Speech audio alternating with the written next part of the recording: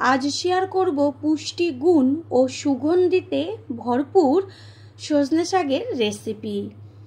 সজনে শাক কিন্তু ভীষণ উপকারী, আমরা এর গুণ সকলেই কম বেশি জেনে থাকি। আর আজ যেইভাবে আমি রান্নাটা শেয়ার করব, রিকোয়েস্ট করব একদিনের জন্য হলেও ঠিক এইভাবে তৈরি করে খেয়ে দেখবেন। বাচ্চা থেকে বড় সকলেই কিন্তু একদম চেটেপুটে খেয়ে নেবে, এটা আমি গ্যারান্টি দিয়ে বলতে পারি। এত সুন্দর একটা গন্ধ আসবে, যার গন্ধটা নাকে গেলেই কিন্তু যে কেউ চোখ বন্ধ করে ভাত খেয়ে নেবে। তাহলে কি করে তৈরি করব সেটাই দেখে নেওয়া যাক। প্রথমেই এইখানে সজনে শাকগুলোকে ডালের থেকে পাতাগুলোকে ছাড়িয়ে নিয়ে ভালো করে জল দিয়ে ধুয়ে নিয়েছি। নমস্কার বন্ধুরা, শ্বশুর বৌমা রান্নাঘর অ্যান্ড ব্লগ চ্যানেলে সকলকে স্বাগত। এইখানে গ্যাসের ওভেনে কড়াই বসিয়ে দিয়ে দিয়েছি 2টো শুকনো লঙ্কা আর সর্ষের তেল। শাক কেটে দিয়েছি, আর সজনে শাক এতই নরম, না কাটলেও কিন্তু কোনো রকম অসুবিধা নেই, কড়াইতে দেওয়া মাত্রই কিন্তু একদম গলে যাবে। তেলটা গরম হয়ে গেছে, এর মধ্যে ফোড়ন দিচ্ছি রাঁধুনি, বড় চামচের 1/2 চা চামচ রাঁধুনি ফোড়ন দিয়েছি। আর রাঁধুনি দেওয়াতে তেলের থেকে এত সুন্দর একটা গন্ধ আসবে, ফোড়নটা সুন্দর গন্ধ বেরোচ্ছে। এবার এর মধ্যে দিয়ে দিচ্ছি থেতো করে নেওয়া রসুন। এইখানে আমি 10-11 কোয়া রসুন আমি থেতো করে দিয়েছি। শাকের ক্ষেত্রে রসুনটা থেতো করে দিলেই কিন্তু ভীষণ টেস্টি হয়। রসুনের গায়ে যখন একটা কালার চলে আসবে, বেশ একটু ভাজা ভাজা হয়ে যাবে, ঠিক সেই পর্যায়েই এর মধ্যে দিয়ে দেব ছোট ছোট করে কেটে নেওয়া পেঁয়াজ আর ঝালের জন্য কাঁচা লঙ্কা। ঝালটা যে যেমন খাবেন সেইভাবে ব্যবহার করবেন। রসুনের সাথে পেঁয়াজ আর লঙ্কাটা ভালো করে নেড়ে চেড়ে নিয়ে এর মধ্যে দিয়ে দিচ্ছি পরিমাণ অনুযায়ী লবণ আর হলুদ গুঁড়ো। লবণ আর হলুদ গুঁড়োটা তেলের সাথে ভালো করে মিশিয়ে নেব। গ্যাসের ফ্লেম লোতে রেখে পেঁয়াজটাকে ভেজে নিতে হবে। এই রেসিপিটা করতে কিন্তু একদমই বেশি সময় লাগবে না, অল্প সময়ে এত সুন্দর টেস্টি একটা শাক হয়ে যাবে, যেটা নাকি আপনারা না খাওয়া পর্যন্ত ভাবতেই পারবেন না। তেলের মধ্যে দিয়ে দিচ্ছি ছোট ছোট করে ডুমু করে কেটে নেওয়া আলু।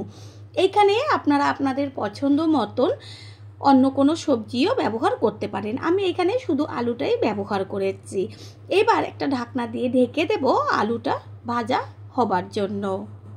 আমি সবসময়ই চেষ্টা করি যে এমনভাবে রেসিপিটা তৈরি করব যেন বাড়ির সকলে, বাচ্চা থেকে বড়, কেউ যেন মুখ ফিরিয়ে না রাখে।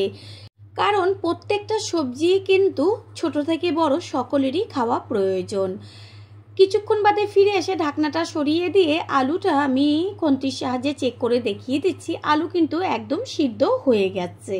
আবারও একটু নেড়ে চেড়ে নিয়ে এই পর্যায়ে দিয়ে দেব যে সজনে শাকটা আমি কেটে রেখেছিলাম, সেই সজনে শাক।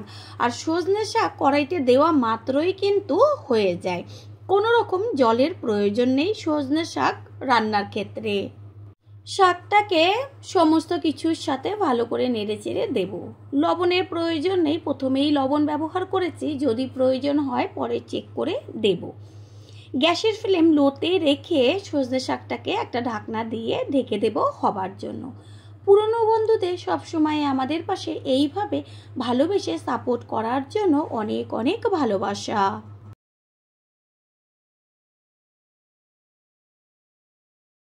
আমি এইখানে শাকের পরিমাণ অনুযায়ী 2 চা চামচ গোবিন্দভোগ চাল জলে আগে একটু ভিজিয়ে রেখে তারপরে পেস্ট করে নিয়েছি।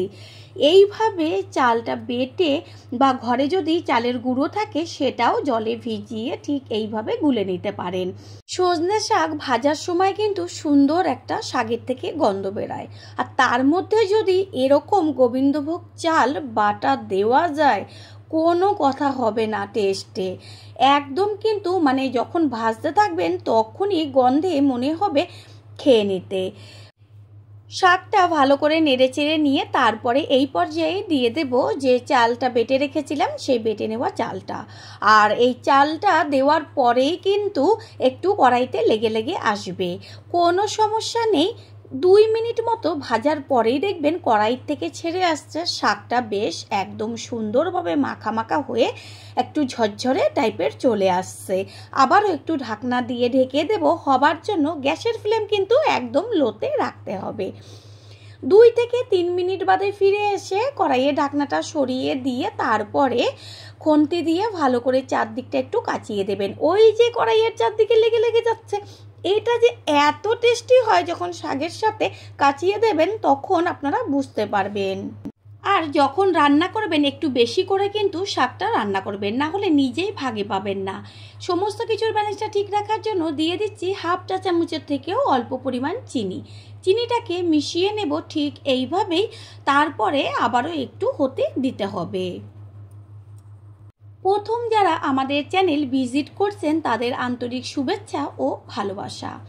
আমাদের রেসিপিগুলো যদি ভালো লেগে থাকে সাবস্ক্রাইব করে দেওয়ার অনুরোধ রইল ও পাশে থাকা বেল আইকনে ক্লিক করলে পরবর্তী ভিডিওগুলো সবার আগে আপনাদের কাছেই পৌঁছে যাবে। শাক কিন্তু একদম কমপ্লিট, যেমন কালারফুল তেমন টেস্টি। গরম গরম ভাতে কিন্তু আর কিছুই লাগবে না এই শাক ভাজা পাতে থাকলে। এবার গ্যাস অফ করে দিয়ে শাকটাকে একটা প্লেটে তুলে নেব।